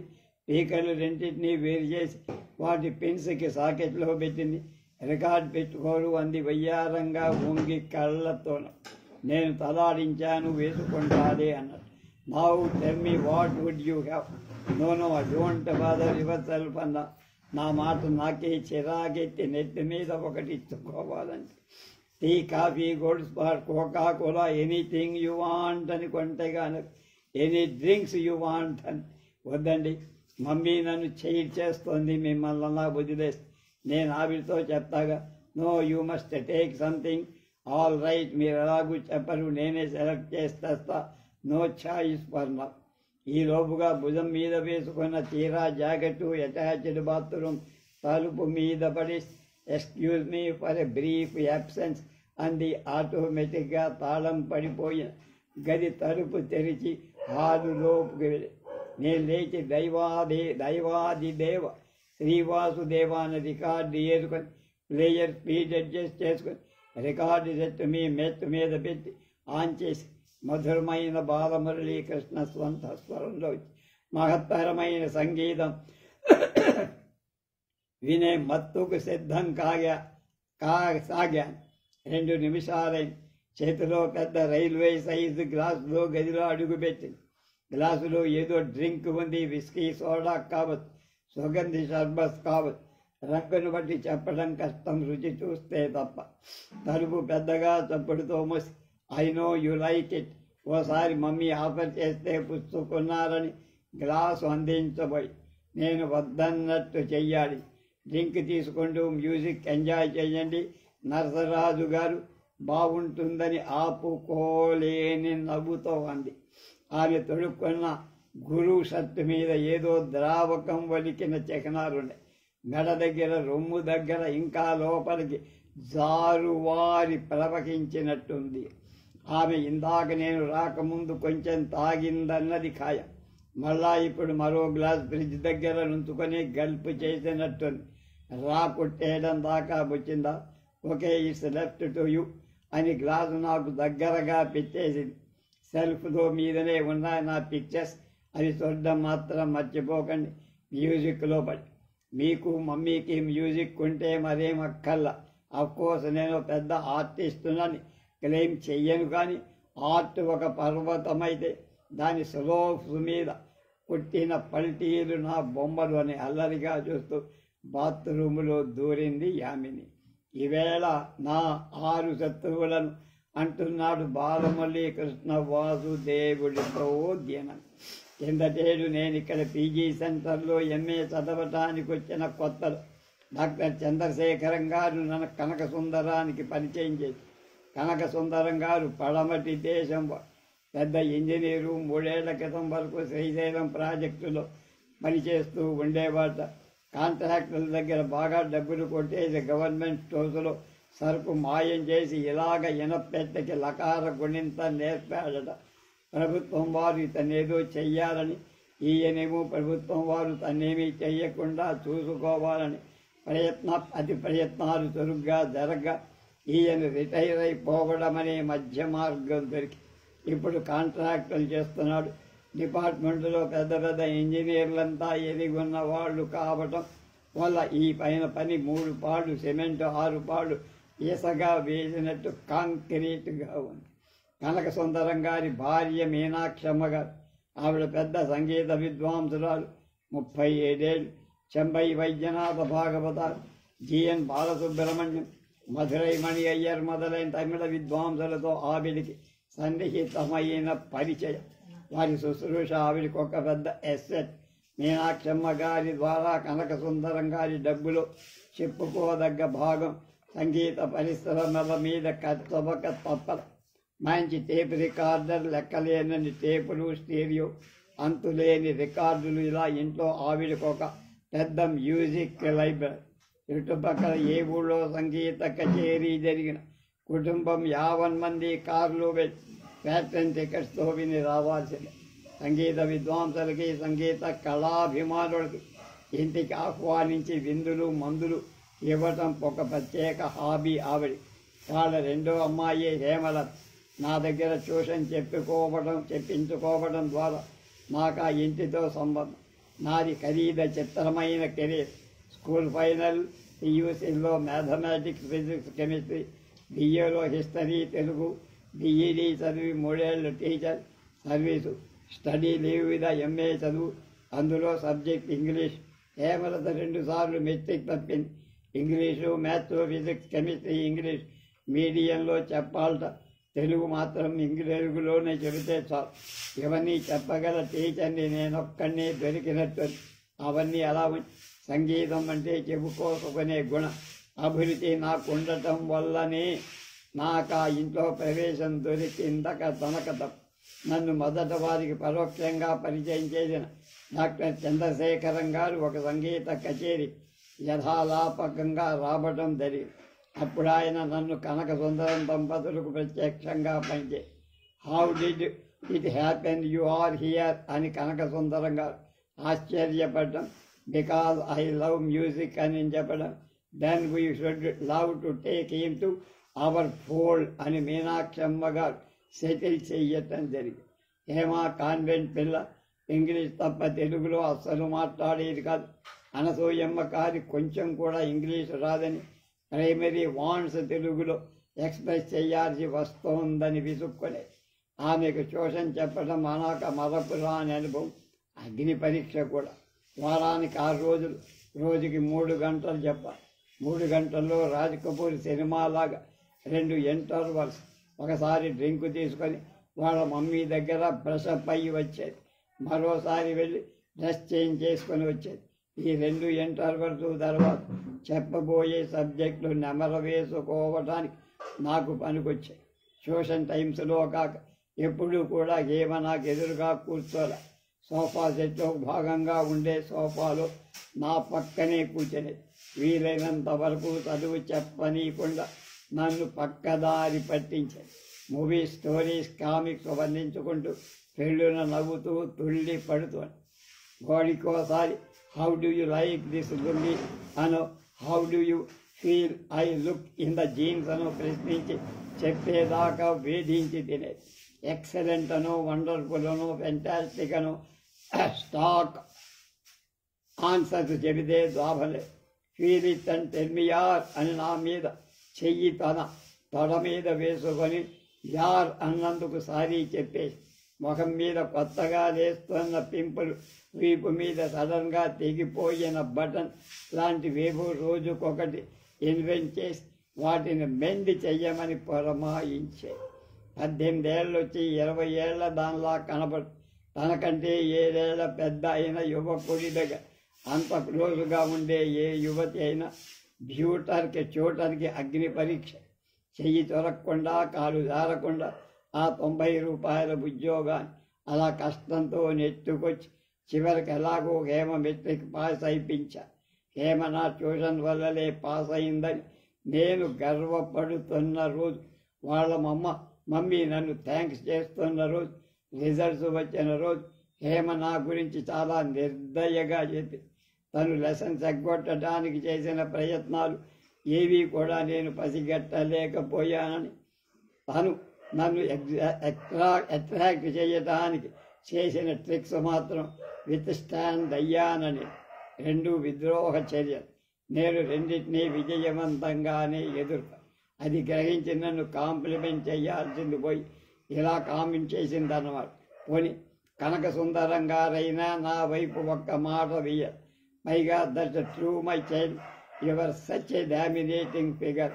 అంతెందుకు డిస్ట్రిక్ట్ జడ్జి మాధవయ్య గారంతా ఎల్డర్లీ ఫెలో కూడా నేనొక్కడనే వాళ్ళ ఇంటికి వెళితే why do you come alone అని మీద పడిపోతాడంతే. బ్రింగ్ అట్లీస్ట్ యువర్ సెకండ్ పౌ నెక్స్ట్ టైం అని ప్రాధేయపడు. మీనాక్షమ్మ గారు మాత్రం నా వైపు తీయగా చూసి సన్నగా నవ్వు. So you are not seduced, okay leave it to me అని అర్థం చెప్పచ్చు. కానీ ఎవరితో చెప్పుకోవడం, తలుసుకోవడం ప్రమాదం కదా. మీనాక్షమ్మ గారికి బాలమురళి అంటే ఇష్టమేమిటి వేరు. ఆయన రికార్డులన్నీ కొనేసింది. 30-40 మైళ్ళ దూరంలో ఎక్కడ ఆయన కచేరీ జరిగినా ఆమె అక్కడికి ముందు రోజే వెళ్ళిపోయి హడావిడి చేస్తా. వీరంటే వెళ్ళిపోతారు కూడా. ఫ్రంట్ రోలో కూర్చొని ఆయన పాడినా పాడకపోయి నవ్వినా వెనక్కి తిరిగి ఎవరినో ప్రేమతో పలకరించి స్వరప్రస్తార సందర్భంగా గానాలోచనతో తల పైకెత్తిన ఆయన్నే చూస్తూ మైర్ ఆఫ్ అడ్మైర్లో పడిపోతారు. బ్యాటరీతో పనిచేసేదో కరెంటుతో ఏదో ఒక టేప్ రికార్డ్ మీద ఆయన కాన్సర్ట్ అంతా ముందుగానే పర్మిషన్ తీసుకొని రికార్డ్ చేస్తాడు. ఇంటికి వచ్చాక అది మళ్ళీ ప్లే చేసి తన్మయత్వం చింతడు. 2-3 వారాల పాటు మాకందరికీ మురళీ గానామృతం ప్రసాదంలా పెడతా.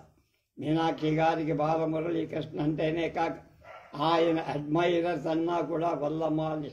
బాలమురళి పాడిన సదాశివ బ్రహ్మేంద్ర కీర్తన సరిగ్గా ఆయన బాణిలో ఆయన సంగతులన్నీ తూచా తప్పకుండా వేసి పాడగలనని నా మీద ఆవిడికి ఎనలేని అభిమానం. Imitation is one of the best ways of appreciation అని నన్ను బాలమురళీకృష్ణ అడ్మైరర్స్లో కలిపేశారు. అందువల్ల కొంత నష్టపోయిన మీనాక్షమ్మ గారి ఆప్తుల్లో లిస్టప్ అయిపోవడం వల్ల ఆ నష్టం కాంప్లిమెంట్ అయిపోయిందని చెప్పారు. డాక్టర్ చంద్రశేఖర్ గారు నిన్ను వాళ్ళింట్లో హేమ ట్యూటర్గా ప్రవేశపెట్టిన కొన్నాళ్ళ నా గురించి ఆవిడ్ని అడిగారు. How do you like this young man అని. ఆవిడ ఉదారంగా నవ్వేసి నా హార్ట్లో బాలమురళీకృష్ణ కాన్సర్ట్ చేసే స్టెజ్ ఉంది కదా, ఆ స్టెజ్ మీద ఈయన ఉన్నారు అన్నారు. బహుశా తంబూరా పడుతూ ఉంటానేమో అని గర్వపడ్డా. చంద్రశేఖరం గారు ఇన్కమ్ ట్యాక్స్ ఆఫీసర్గా, రామస్వామి గారు సూపరింటెండెంట్ ఇంజనీర్, రఘునాథ గారు బిజినెస్ మ్యాన్, ఆంజనేయులు గారు సిమెంట్ డీలర్, సుబ్రహ్మణ్యం గారు అన్నట్టు మర్చిపోయా. Ex engineer and present contractor DF Kanaka Sundar గారు. ఎందరుంటే నాకేమి, బృందావనమది అందరిది. హేమ వాళ్ళ బాబాయి గారింట్లో ఉండి ఇంగ్లీష్ మీడియం కాలేజీలో చదవటం కోసం హైదరాబాద్ వెళ్ళిపోయిన దగ్గర నుంచి మీనాక్షమ్మ గారు నా మీద స్పెషల్ ఇంట్రెస్ట్ చూపిస్తే నన్ను గాయకుడిగా తీర్చిదిద్దాలని దీక్ష. నాకు క్లాసికల్ మ్యూజిక్ నేర్పిస్తానన్నారు. నన్ను విజయవాడ తీసుకెళ్లి all India radio light music సెక్షన్లో ఆడిషన్ టెస్ట్ చేయించారు. విజయవాడ కేంద్రం నుంచి వెలువడే నా లైట్ మ్యూజిక్ ప్రోగ్రాం కోసం నేను ఈ మధ్య కొన్ని పాటలు ప్రాక్టీస్ చేసి అవి టేప్ చేసి సరిగ్గా 2-3 సార్లు విని ఎన్లైజ్ చేస్తానన్నా. ఆ ఈ మధ్యనే నా అనే ఆవిడ రూములో కాదు కానీ కారులో, కారిడార్స్లో, పిక్చర్ హౌస్లో, కాన్సర్ట్ హాల్స్లో I was alone with her several times. ఇవాళ but for the blessed monkey of Anjaneya, I should have been alone with her in her own room అని చెప్ప. యామిని పూర్ణ తిలక్ గ్రేట్ ఆర్టిస్ట్ అవుతుందో లేదో నాకు తెలియదు. కానీ ఆ బొమ్మలు నలుగురిని ఆకర్షించే అవకాశం, ఆ నలుగురిలో ఎక్కువ మంది అర్థమయ్యే ప్రమాదం కూడా. అన్ని కళ్ళల్లో అర్థమయ్యేంత గొప్పదా, అన్ని కళలు అర్థం కాని గొప్పదా అన్న సంఘర్షణ ఇప్పుడు ఉంది. ఈ నీటి ఆకాశం మనకి ఒక బొమ్మ. ఆమె ఫైల్లో కాగితం మీదనే వేసి రంగులు. దాంట్లో ఒక స్త్రీ ఉంది. ఆమె గుండెకు ఎడమ పక్క పెద్ద తూటు పడినట్టుగా ఖాళీ. ఆమె హృదయం ఆమె దగ్గర లేదన్నమాట. ఆ హృదయాన్ని ఆమె తన చేత్తో పట్టుకొని ఎవరికా అందిస్తారు. హృదయం ఎనాటమికల్గా ఉండే ఆకారంలో చిత్రింపబడి అది ఇంత అంతగా ఇంచుమించు కాగితం అంతా ఆక్రమించి, అంటే ఆకాశమంతా హృదయం. స్త్రీకి ఉందనో ఏమో ఆమె హృదయంలోకి వచ్చే రక్తం మాత్రమే లెక్కకి తీసుకొని అపరిశుద్ధ రక్తపు రంగు నీలం ఆ హృదయం అంతటికీ పూసే అనంతమైంది, వినీలమైంది అయిన ఆకాశంలా ఆ హృదయాన్ని ఆమె ఎవరికో సమర్పిస్తోంది. కాగితానికి ఆ మూల ఒక ప్యూనీ లిటిల్ క్రీచర్ ఉన్నాడు. పురుషుడని చెప్పేందుకు చేమ. వాడు అందిస్తున్న హృదయాన్ని బహుశా దాని అనంతత్వాన్ని అందుకోలేక కాబోల్ భయంగా చూస్తుంది. అది నాకు వద్దన్నట్టు సంజ్ఞ చేస్తుంది. నాకు హృదయం వద్దు, శరీరం చాలన్నట్టు ఆమె అంచించిన అర్థాన్ని తెలుస్తుంది. రంగుల కాంబినేషన్, ఆకారాలు అనవసరంగా ప్రఖ్యాతి చెందిన ఆర్టిస్టులవిగా ఉన్నాయి. స్ట్రోక్ అంతకన్నా కూడా పేలవంగా ఇలాంటివి 5-6 వరకు ఉన్నాయి. పెద్దవి భారీ ఎత్తున వేసి, మిగిలిన వాటిలో నేచర్ స్టడీ, ఫోటోలు చూసి వేసినవి, దృశ్యం చూసి స్కెచ్ వేసుకొని గుర్తుంచుకొని డీటెయిల్స్ వర్కౌట్ చేసినవి ఉన్నాయి. కానీ సంగీత కచేరీలకు వాళ్ళ అమ్మగారితో వెళ్ళినప్పుడు అక్కడ కూర్చొని వేసిన స్కెచ్లు నాకు బాగున్నాయి. వాటన్నిటిలో ఆయా కళాకారులు ఆ స్థాయికి రేరటానికి చేసిన కృషి, అనుభవించిన వేదన ప్రస్ఫుటంగా కనబడే వారి భౌతిక ఆకారాలని కాక మానసిక పరిణామాలు చిత్రించిందారు. ఎంఎస్, ఎంఎల్, డికే, చిట్టిబాబు, విజి జోగ్, బిస్మిల్లా, హరిప్రసాద్ చౌరాసి, ఎన్ రమణి, బాలకృష్ణ, మురళీకృష్ణ, ఇలా చాలామంది. వాటిల్లో కూడా నాకు చాలా ఆశ్చర్యం కలిగించినవి రాధా జయలక్ష్మి, టిఆర్ మహలింగం, ద్వారం, మంగతాయార్ల మొదటి జంట గాజులు శరీరాలు వేరైన నాదం ఒక్కటిగా వారు ప్రఖ్యాతి. యూనిసన్ చిహ్నం వేసింది ఆ స్కెచ్ బాగానే. కానీ మహాలింగం, మంగతయార్ల జంట కళాకారులు వారు 2 జాతులు. అవి 2 వాద్యాలు, 2 నాదాలు. కానీ ఎందుకో ఆ 2 ఒక్కటే అయ్యాయి. ఆ ప్రవృత్తుల ఐక్యభావం ఆ 2 వాద్యాల్లోంచి ఒకే నాదం వస్తున్న స్ఫురణ శ్రోతలకిచ్చింది. ఈ భావాన్ని చిత్రించడానికి ఆమె వాయులీనం ఫింగర్ బోర్డుని గుండ్రంగా చిత్రించి దానికి వేణువుకి ఉండే బెజ్జాలు పెట్టింది. వయోలిన్ కమాన్ మహాలింగం గుండెలో పొడుస్తోంది. అతని బాధ ఫ్లూట్లోంచే పలుకుతోంది కానీ వయోలిన్ నుంచి కాదన్నట్టు. ఈ బొమ్మలన్నీ చూసి అలసిపోయా. సెల్ఫ్లో ఇంకా ఏమైనా అసంపూర్తి చిత్రాలుంటాయేమో అని చూస్తే అందులో ఇంకొక స్కెచ్ బుక్ బయటపడి శ్రీశైలం ప్రాజెక్ట్, మల్లేశ్వరాలయం, మొదలుకొని చాలా వ్యక్తిగతమైన చిత్రాలు. అందులో మీనాక్షి అమ్మగారికి ఎంతమందితో సన్నిహిత సంబంధం ఉందో అందరి బొమ్మలు ఉన్నాయి. నాదితో అందరికీ నిర్ముఖమాటంగా అంట కలిసిన భావం అంటగట్టి యామిని అంటే ఆవిడ్ని చాలా నిశితంగా పరిశీలిస్తోందన్నమాట.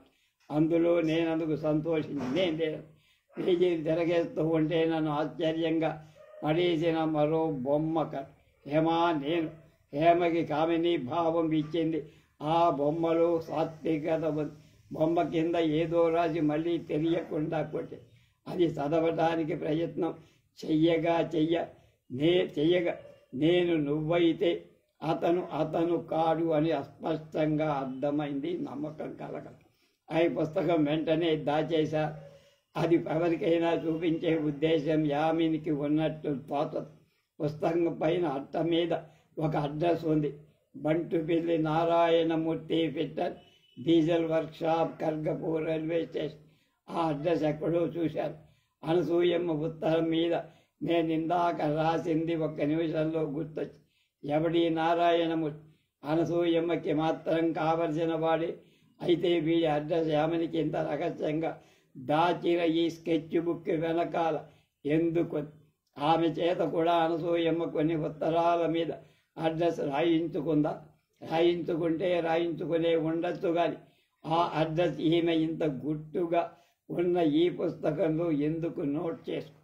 ఆ మూలని అల్మరాలో నిలబెట్టిన ఒక పెద్ద బొమ్మ ఎర్రని కాగితం చుట్టబెట్టి రిబ్బన్ లాంటి స్కిల్క్ టేపుతో కట్టి తెచ్చుకొని విప్పా. మౌంట్ మీద అంటించి ఉంది. ఏదో కాంపిటీషన్కు ఎగ్జిబిషన్కు పంపాలనే ప్రయత్నం. ఆ బొమ్మ నాకు కాసేపటి దాకా అర్థం కాదు. అందులో ఒక లంబకోణ త్రిభుజం 3 బిందువుల దగ్గర 3 మనుషులు, ఒక్కొక్కరు మిగిలిన 2 చూసి వేళాకోళంగా నవ్వుతున్నారు.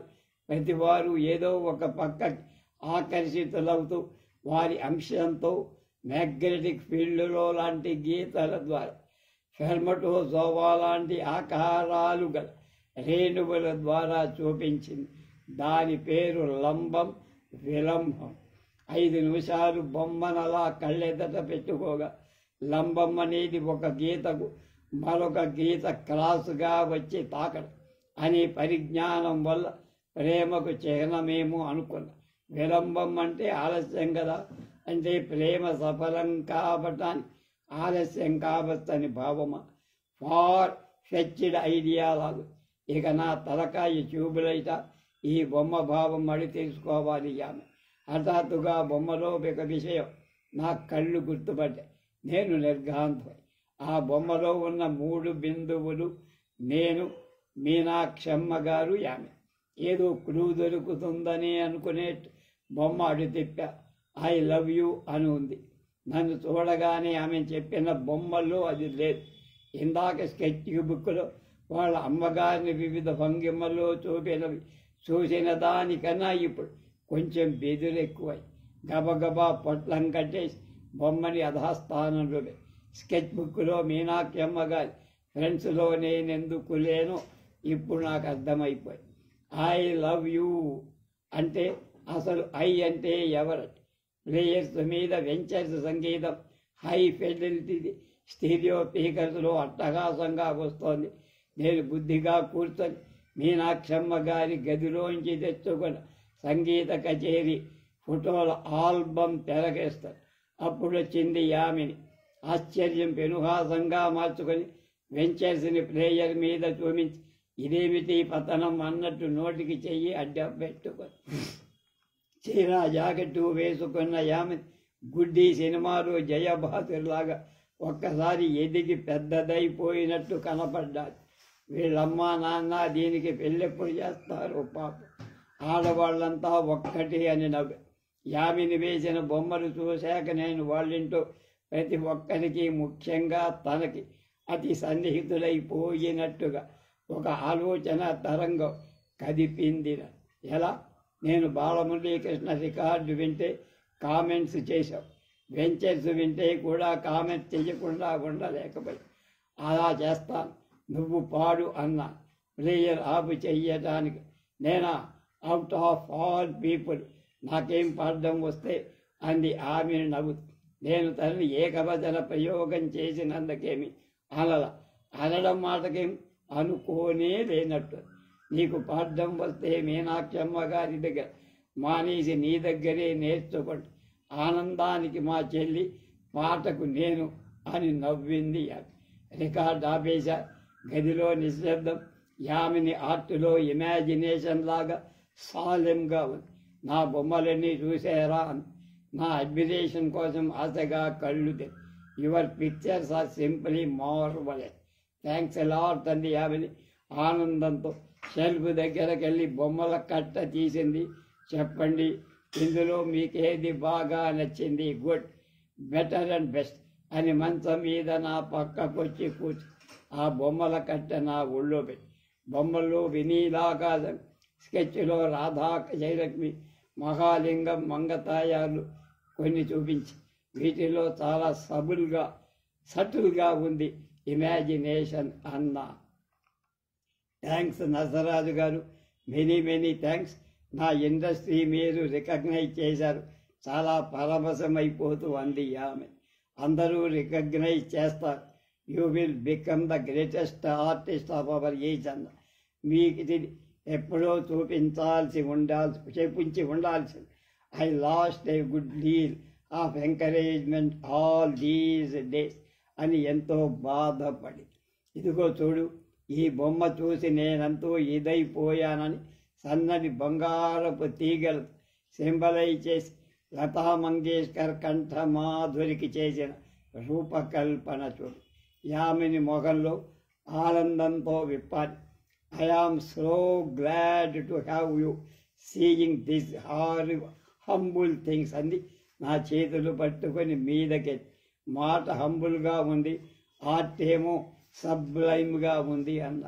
ఐ విల్ కిల్ యూ అని బెదిరించింది యామిని వేలు ఆడిస్తూ. నాకు కూడా కిక్కొచ్చేస్తోంది. నా చిన్న మెదడు మాటలు తగ్గించబోయి వెర్రిపేలుగా అని ఫైనల్ వార్నింగ్ చేసి అబ్లివియాన్లోకి వెళ్ళిపోయి. అండ్ యు ఆర్ వండర్ఫుల్ అన్నాను. స్నానం చేసి రావడానికి తెల్లగా మెరిగిపోతున్న ఆమె బుగ్గ మీద వేలెట్టి వెంటనే తీసి thank you million times. Yamini మంచం మీద నా పక్కనే కూర్చుంది. బొమ్మలని దొంతర పెట్టు. ఓ ఇదలా వచ్చింది ఇక్కడికి, దిస్ హారిబుల్ థింగ్ అన్నది.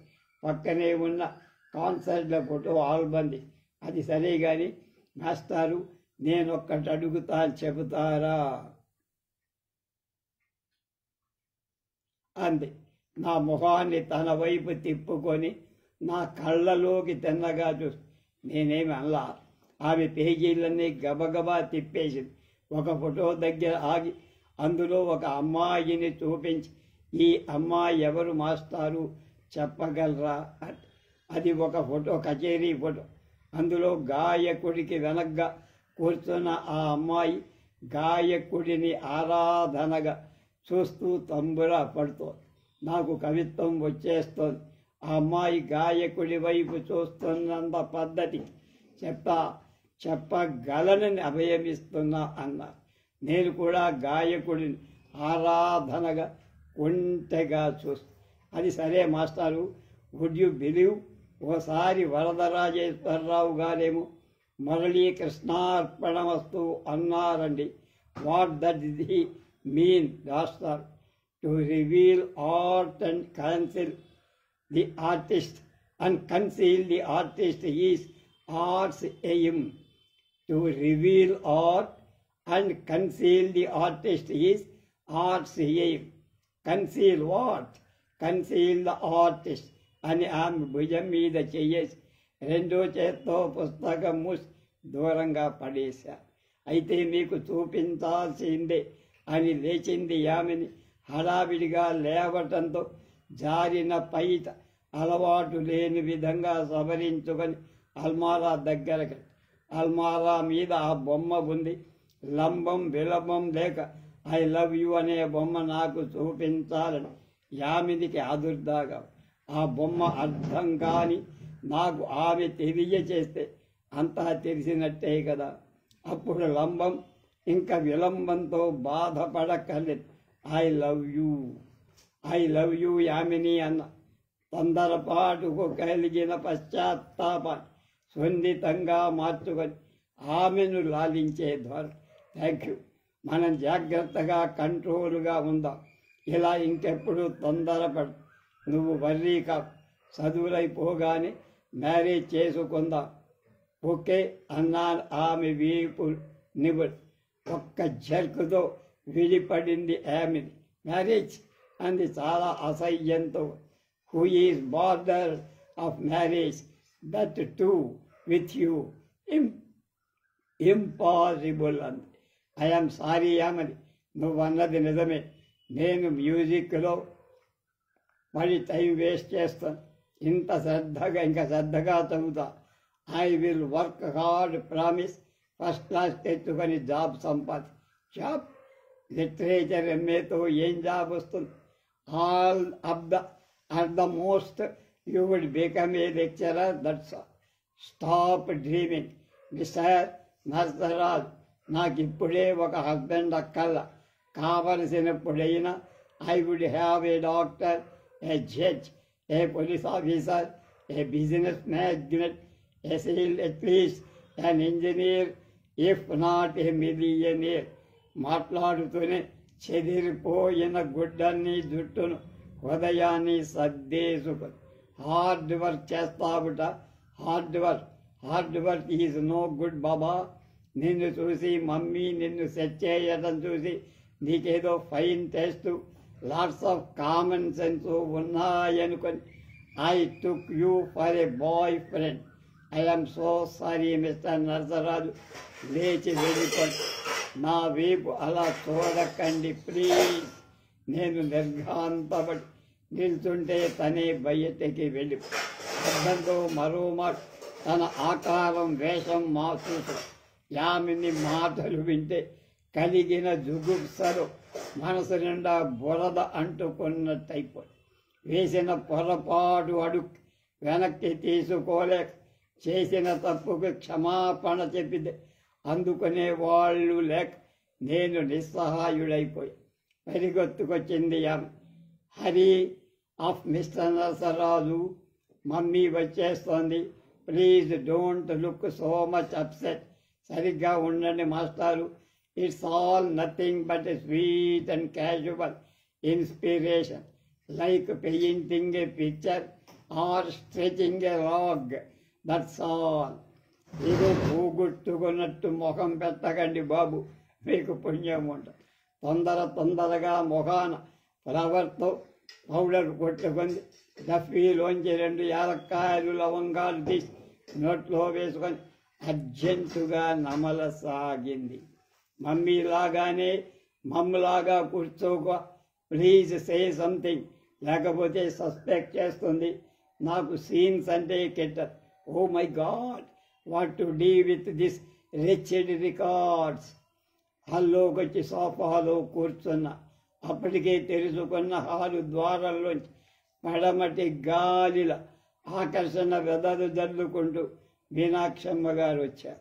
మాట్లాడు అన్నట్టు సంజ్ఞ చేసి కిటికీ కట్టెల్లోంచి ఆమె, నమస్కారం అండి, భలే చేశారే. 6 గంటలకి రమ్మని మీ గురించి 90 నిమిషాలు కాదు 90 years నుంచి వెయిట్ చేస్తున్నా. జోకేసి నేనే నవ్వుకున్నా. పేలవంగా వచ్చి ఉంటుంది. రియల్లీ అన్నారు మీనాక్షమ్మ తెయ్యటి నవ్వు పారేసి. I am really sorry, just 1 more minute, say 1 more year అని నవ్వుకుంటూ తన గదిలోకి వెళ్ళిపోయి తలుపేసుకొని రికార్డు ప్లేయరు, స్పీకర్స్, రికార్డులు, కచేరీల ఫోటో ఆల్బమ్ అన్నీ దొంతర పెట్టి ఒక్క చేతి మీద మోసుకెళ్ళిపోయింది ఆమెని. హాల్లో ఆ మూల టేబుల్ మీద పెట్టేసి చిందరవందరగా సర్ది. నేను తన గదిలో మంచం మీద మర్చిపోయిన రుమాలు ఆ టేబుల్ దగ్గర కుర్చీలో ఉంటే దాలో పారి పరిగెత్తుకొచ్చి నా దగ్గరకు వచ్చి thank you again, you did it so well అని నా బుగ్గ మీద చిన్న ముద్దు పెట్టి గదిలోకి పారి 7:30 గడియారం అరగంట కొట్టి పడమటి గాలి ఇంకా వెచ్చగా వీస్తూనే ఉంది. ఇది ఎప్పటికైనా ఆగుతుందా అని విసుగు పుట్టేస్తాం. ఇవాళకి 3 కథలు మనం చెప్పుకోవాలి. రేపటి కథ మృగతృష్ణ.